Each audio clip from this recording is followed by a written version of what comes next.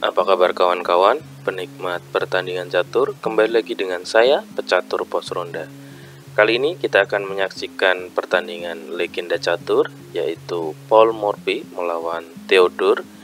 Partai ini terjadi pada tahun 1857. Kali ini untuk putih dipegang oleh Paul Morphy dan hitam dipegang oleh Theodore.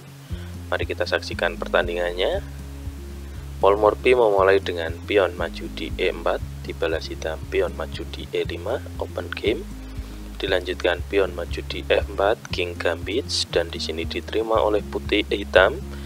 Dimakan pion di F4 dan dijalankan lagi kuda di F3.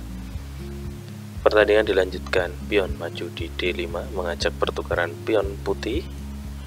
Dan di sini diterima oleh putih, dimakan di D5 dan dilanjutkan gajah geser di E7 dan dilanjutkan putih gajah geser di B5 sekaligus skak. Pertandingan dilanjutkan dengan pion maju di C6, ditutup dengan pion dan di sini dimakan dengan pion putih C6 dan dimakan kembali dengan pion sekaligus ancaman untuk gajah putih. Di sini gajah mundur di C4 menghindar dan dilanjutkan skak oleh hitam dan di sini ditutup dengan pion, dimakan dengan pion, dan langkah menarik yang dilakukan oleh Paul Morphy adalah melakukan rokade pendek. Di sini jarang-jarang karena ini legenda ya, jadi sangat menarik apa langkah yang dilakukan oleh Paul Morphy karena diserang di kanan dan dia melakukan rokade di kanan.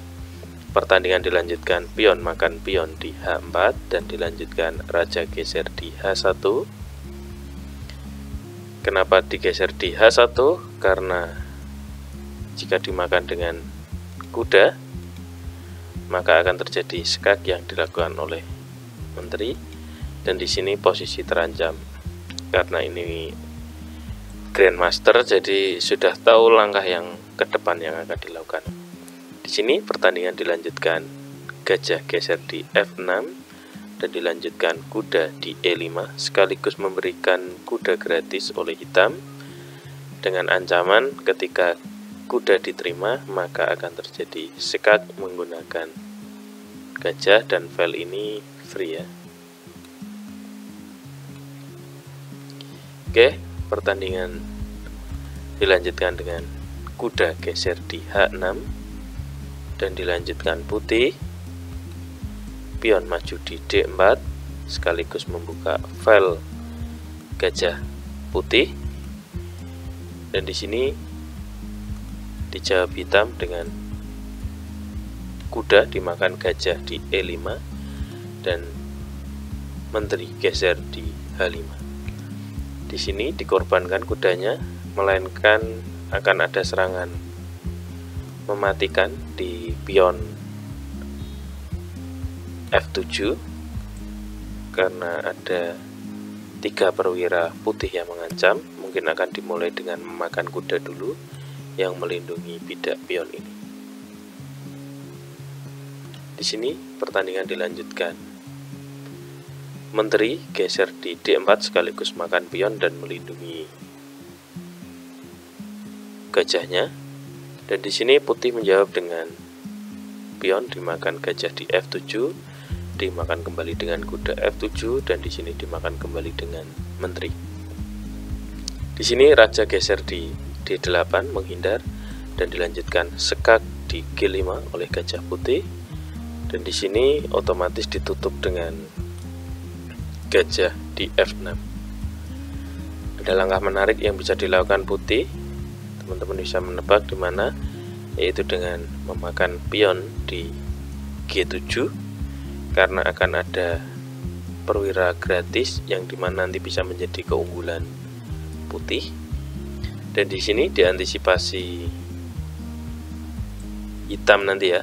Di sini langkah pertama dilakukan oleh putih adalah menggeser kudanya di C4 dengan tujuan menggeser benteng maupun langkah tepat yaitu menutup posisi E4 dan E5 ketika nanti menteri geser di bidak ini karena otomatis akan skak. Dan di sini langkah yang dilakukan putih adalah menutup dengan gajah di D7 biar tidak terjadi skakster, dan di sini putih melanjutkan dengan benteng makan gajah putih tepat di F6 pengorbanan. Dan di sini pasti saja tidak dimakan dengan pion ya, karena akan terjadi skakster.